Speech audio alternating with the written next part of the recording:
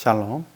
Hari ini kita akan menemukan Injil Lukas pasal 18 dan teksnya ayat 18 sampai 34.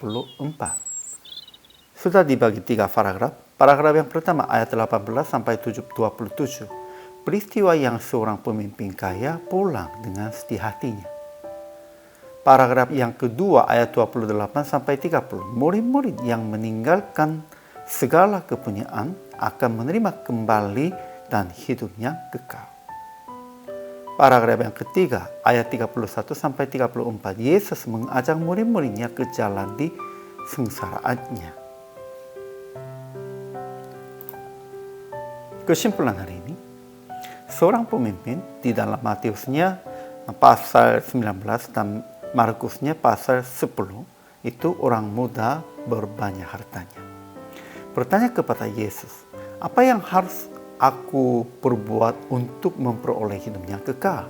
Dan ketika Yesus berkata menepati perintah Allah, ia katakan, telah kuturuti sejak masa mudamu.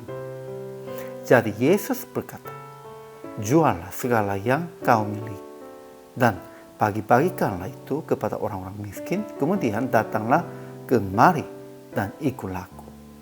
Tetapi dia menjadi sedih sebab orang kaya besar. Yesus berkata, lebih mudah seekor unta masuk melalui lubang jarum daripada seorang kaya masuk ke dalam kerajaan Allah.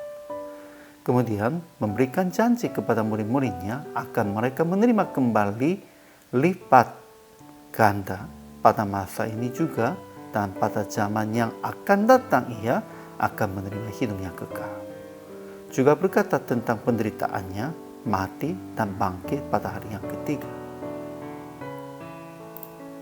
Ajaran tentang Allahnya. Pertama, Yesus mengingatkan akan menepati segala hukum Taurat, dan ia menambah akan meninggalkan segala miliknya dan mengikutinya. Kedua, apa yang tidak mungkin bagi manusia, mungkin bagi Allah. Kita harus ingat tentang itu. Bagi manusianya tidak mungkin, namun bagi Tuhannya pasti mungkin. Ketiga, Tuhan akan membalas kepada orang-orang yang meninggalkan segala sesuatu dengan kembali lipat dan hidup yang kekal.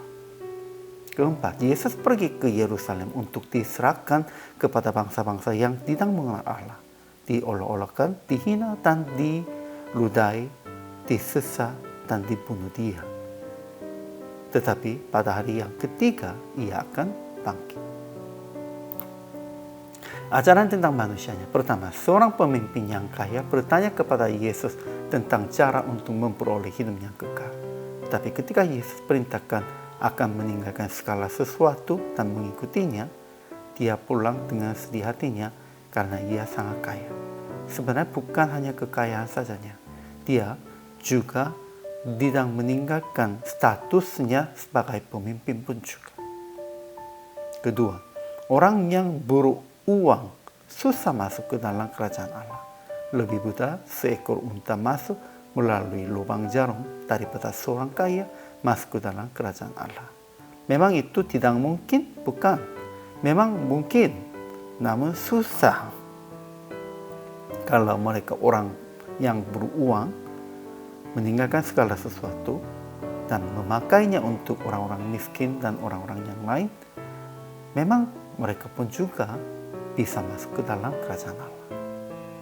Ketiga, menurut Petrus, murid-murid Yesus telah meninggalkan segala kepunyaan mereka dan mengikut Yesus. Sehingga Yesus pun juga jawabnya, mereka akan dapat kembali lipat di dunia ini dan akan dapat hidupnya kekal pada zaman yang datang. Keempat, ketika Yesus menjelaskan tentang kesengsaraannya, murid-murid Yesus tidak mengerti sebab arti perkataan itu tersembunyi bagi mereka dan mereka tidak tahu apa yang dimaksudkannya. Kalau kita tidak fokuskan tentang Tuhan, bagi kita pun juga banyak ajaran Tuhannya tersembunyi. Jadi aplikasi hari ini, pertama, jangan mencari metode untuk memperoleh hidup yang kekal. Hanya mengikuti jalan Yesus tanpa alasan. akan diselamatkan dalam anugerahnya. Kedua, meninggalkan segala sesuatu, kekayaan, status tinggi, dan kepentingan duniawi apapun supaya menjadi pengikut Yesus. Itu sebagai anak manusia, anak Allah dan murid Yesus. Ketiga, tetap fokuskan kepada Yesus supaya mengerti arti perkataannya yang tersembunyi. Sekalipun kita baca tidak mengerti, ada banyak. Sekalipun sudah berpikirnya itu artinya begitu, namun ada juga yang salah mengerti. Kenapa tersembunyi demikian itu? Karena tidak fokuskan kepada Yesus.